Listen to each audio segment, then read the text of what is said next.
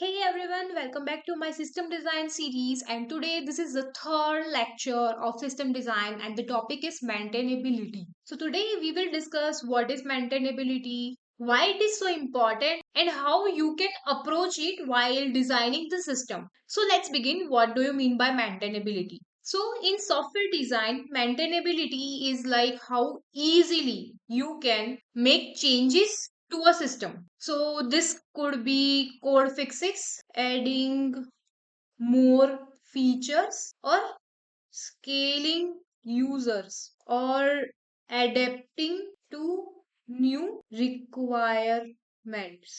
So the easier to make this kind of changes is, the more maintainable system is. So maintainability is not just about today.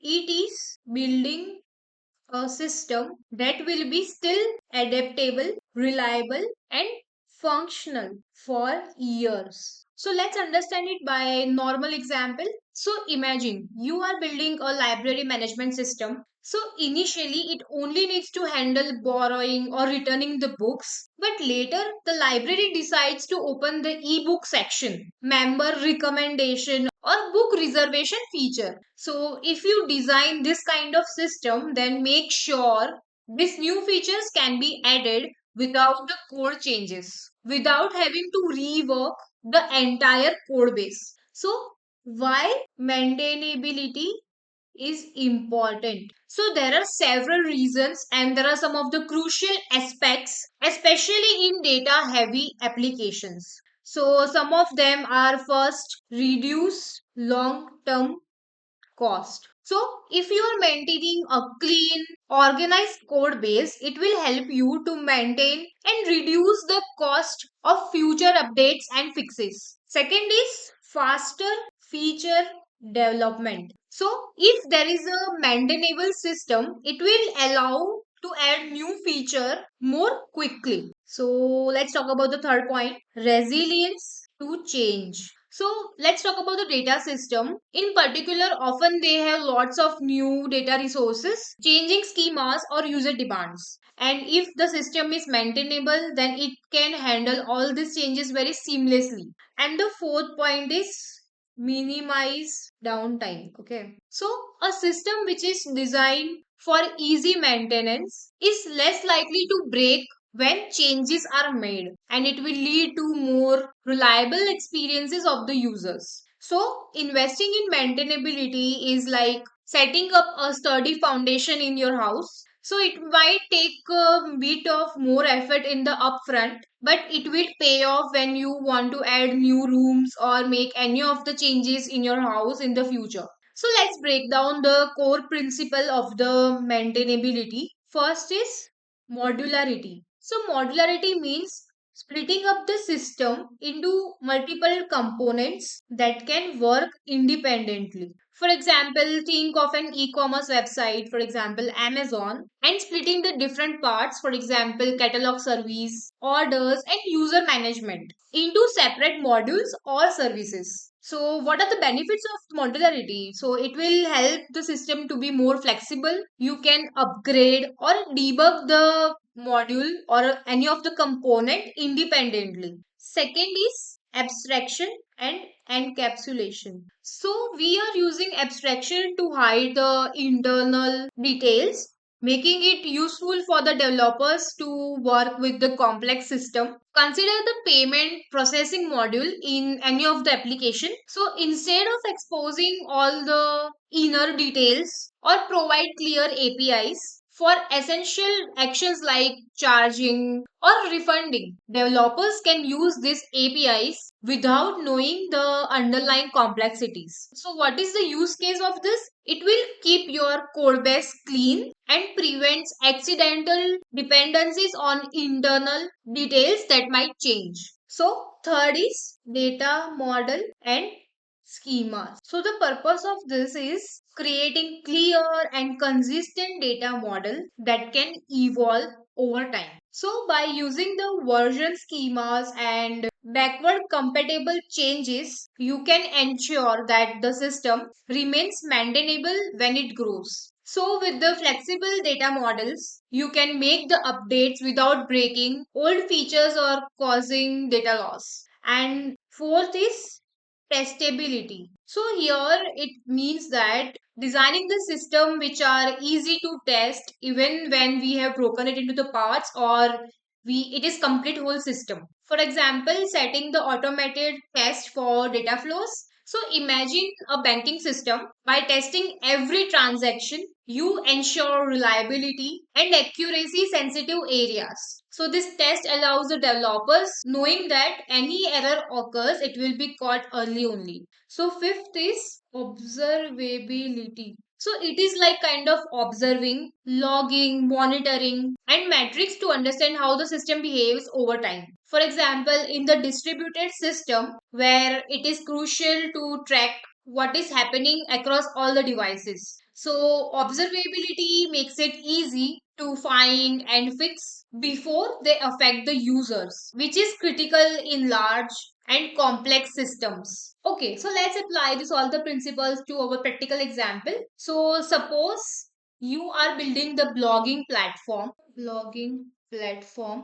having all these features. First is user management, second is content creation, and third is comment section. So as we have discussed, modularity will start splitting up the platform into three sub platforms. First is users, second what was second one, content, that means post, and third is comments. Okay, so each of these can run as a separate services. So second is abstraction and encapsulation. The content creation model provides the API to interact with blog post without exposing the complexities of how the posts are stored. So a few example of the endpoints would be post, put, delete, and here it's API post, it will create, okay, and this will create a new post. Similarly for put, it will be API post edit, and there would be the post ID. This will edit the existing post, and the delete will be API post delete and post ID, and it will delete the post. So by abstracting these actions behind the API, other part of the applications like front end or analytic module can interact with the post easily without needing to understand the complexities behind data is stored in the database, or how the versions and edits are being maintained. Okay, so let's talk about the encapsulation, and I have created this class called post manager. Okay, so let's talk about the encapsulation. I have created this class called post manager. It encapsulates the post related operations and only exposing essential methods like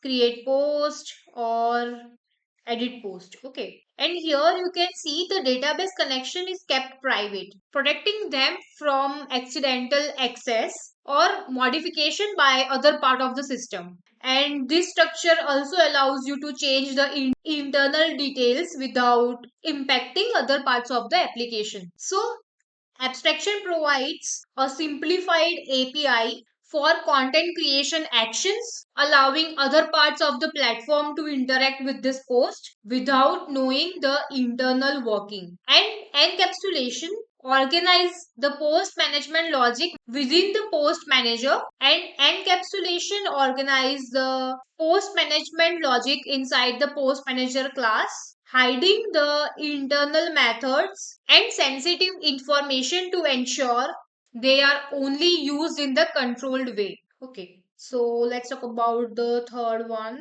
that is data model and schemas. Okay, so third is data model and schemas. So here we will use the database schema that will allow for easy updates like separate table for users, posts, and comments. So each table will have its own clear data model, and it will make it easy to modify when adding the new features. Okay, so fourth is testability. So here we will write test cases for each endpoints, API endpoints, I mean.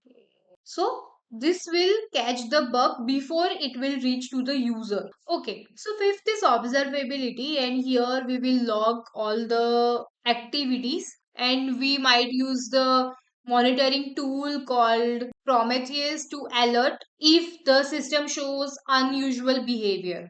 Okay, so this all the approach will ensure that the whole our blogging platform is manageable as you scale or add any new feature. Okay, so to wrap up, let's talk about the best practices or tools which you can use to maintain the system. So tools and practices for maintainability. First is version control. So tools like Git will help you to manage the code, and over time it will be very helpful when you want to roll back if necessary and want to see the previous code or previous changes. Second is CI CD pipelines. So this is used for automating your testing and development processes. Third is code review. So here ensure the code quality and which is essential for maintainability.